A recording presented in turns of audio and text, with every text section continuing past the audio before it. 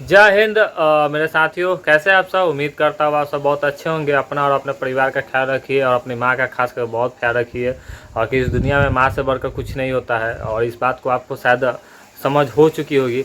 चलिए हम आगे बढ़ने से पहले बता दूं कि मैं हूँ अक्षय और मुझे पोस्ट ऑफिस के साथ 12 साल काम करने का अनुभव है। मैं बता दूं कि मैंने 2010 में जीडीएस में ज्वाइन किया था। उसके बाद मैंने एमटीएस क्लियर किया। उसके बाद मैं क्लर्क क्लियर कर गया और मैं अभी एक पोस्ट ऑफिस का एक हैंड करता हूं मैं। तो मैं आपको बता दूं कि जीडीएस के बारे में हमसे चाहे हमारे जो जीडीएस के जो एक नेता है एसएस महादेव जी, उनसे ज़्यादा कोई नहीं जानता होगा। लेकिन फिर भी हमारे वीडियो पर व्यू नहीं जाते, लाइक नहीं जाते, सब्सक्राइब नहीं जाते। तो अगर आप हमारे तक यहाँ तक आए तो आप लोग से निवेदन है कि कृपया मेरे इस चैनल को प्लीज़ प्लीज़ सब्सक्राइब कर लीजिए, लाइक कीजिए। उस वीडियो को अंत तक आप जरूर देखिए ताकि आपको कोई भी इन्फॉर्मेशन छूटे नहीं। आज का जो मेन टॉपिक है, मेन टॉपिक में इसलिए आया हूँ कि देखिए जीडीएस का थर्ड लिस्ट का सेकेंड डीबी भी हो चुका है, ठीक ना। और जो फोर्थ लिस्ट है उसका फर्स्ट डीबी समाप्त हो चुका है। सेकेंड डीबी अब तुरंत शुरू होगा। और मैं आपको पहले भी बता दें कि सेकेंड डीबी का जो प्रोसेस होता है वो एएसपी एसएसपी के पास होता है। जब आपका फर्स्ट डीबी हो जाएगा तो सेकेंड डीबी कब लेना है वो एसएसपी और एएसपी ही तय करता है, ठीक ना। हालांकि इसमें देर ज़्यादा नहीं किया जाता है, 15-20 दिन में सेकेंड डीबी भी करा लिया जाता है, ठीक ना। तो उसके बारे में हम दूसरे वीडियो में बात करेंगे। आज का मेन वीडियो बनाने का एक मेन मकसद यही है कि देखिए बहुत सारे मुझे कमेंट आ रहा है, चाहे बहुत व्हाट्सअप मुझे बहुत सारा मैसेज आता है कि सर 95%, 97%, 98% में लड़का सेलेक्ट हो रहा है, इस सब फर्जी सर्टिफिकेट्स है और उनका सिलेक्शन हो जा रहा है। तो इस पर मुझे बहुत ज़्यादा कमेंट आता है। मैं बच्चे को बार बार समझाता हूँ, देखिए बिना वेरिफिकेशन का किसी का ज्वाइनिंग नहीं हो रहा है।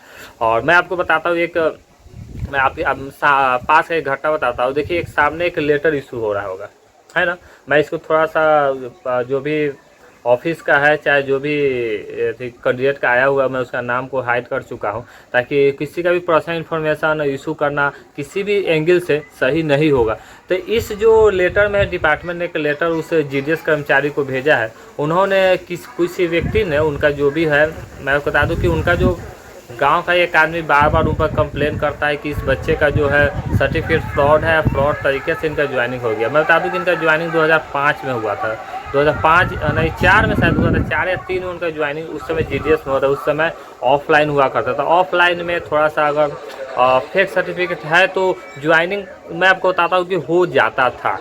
और लेकिन उस पर कोई कंप्लेन करे तो ज्वाइनिंग टूट भी जाता। तो उस पर एक बच्चे ने बार बार उस पर आरटीआई के तहत उससे फिर से मांगा है कि इसका सर्टिफिकेट फिर से जांच कराकर, क्योंकि इनका सर्टिफिकेट फ्रॉड है, इनका सर्टिफिकेट फिर से जांच कराया जाए। और इस पर बार बार वो आपत्ति डाल रहा है आरटीआई से। तो एसएसपी ने जो इस जिस डिवीज़न का, उस डिवीज़न का एसएसपी ने इनको इन्फॉर्म किया है कि आप हमारे इस ऐसा बात है, आप अपना ओरिजिनल सर्टिफिकेट फिर हमें आप जमा कीजिए। मैं आपको बता दूं कि आपका जब भी डीबी होता है ओरिजिनल सर्टिफिकेट किसी बच्चे का लेता है, किसी का नहीं लेता है। लेकिन जब आपका ज्वाइनिंग हो जाएगा तो आपको ओरिजिनल सर्टिफिकेट वापस कर दिया जाता है, सिर्फ उसका फोटो कॉपी रखा जाता है। तो उस बच्चे से जो बच्चे का जो ज्वाइनिंग हुआ था 2003 या 4 में ज्वाइनिंग हुआ था, मैं उसका कन्फर्म नहीं कि कब ज्वाइनिंग हुआ था, ठीक है ना। तो उस बच्चे से जो है सर सर्टिफिकेट मांगा जा रहा है, सर्टिफिकेट मांगा जा रहा है ताकि उसको फिर से वेरिफिकेशन कराया जाए।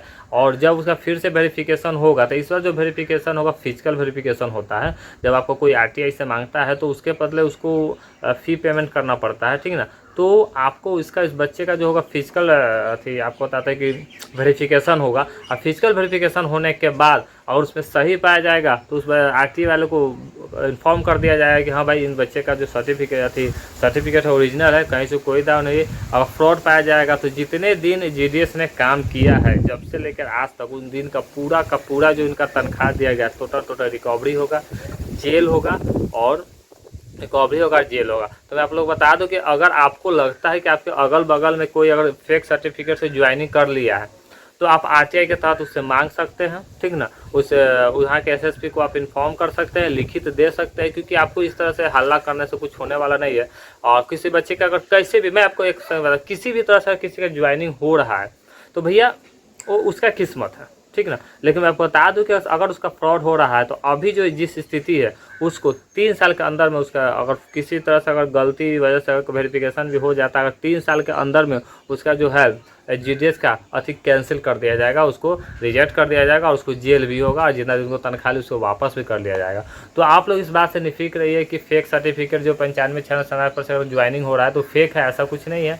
हालांकि वो फेक होगा तो उसका ज्वाइनिंग नहीं हो रहा है। अगर हो रहा है तो देखिए इस तरह से कुछ सामना करना पड़ेगा। देखो जिस बच्चे का ये जो लेटर आया हुआ है ना, जिस बच्चे का लेटर आया उसका ज्वाइनिंग का हमको लगता है 7-8 साल हो गया हुआ है, फिर भी उस बच्चे को बार बार RTI से मांग रहा है। तो सबसे बड़ा बात है कि जब आपका जब फेक सर्टिफिकेट से आप ज्वाइन कीजिएगा ना, तो डिपार्टमेंट को उतना ज़्यादा नहीं लगा हुआ है कि आपके पीछा पड़ रहा है, कि डिपार्टमेंट सब्र नहीं पड़ती। जब ऊपर से जब CBI की जब इस पर CBI बार बार देखिए GDS पर बार बार CBI जो है इस पर धावा बोलती है, लेकिन जब CBI चाहे जो ऊपर का जो अधिकारी है, जो PM जी दिल्ली में बैठे हुए हैं, उस सब कोई अगर रिपोर्ट मांगते तो उसके बाद ही किसी GDS का वेरिफिकेशन फिर से होता है। नहीं तो जब तक कोई आपके पीछे ना पड़े तब तक आपके जॉब पर कहीं से कोई खतरा नहीं है, ठीक ना। तो आप अगर यहाँ तक रह पाएंगे तो आप मोटामोटी इस बात को समझ गए होंगे कि फेक सर्टिफिकेट वाला क्या हाल होता है।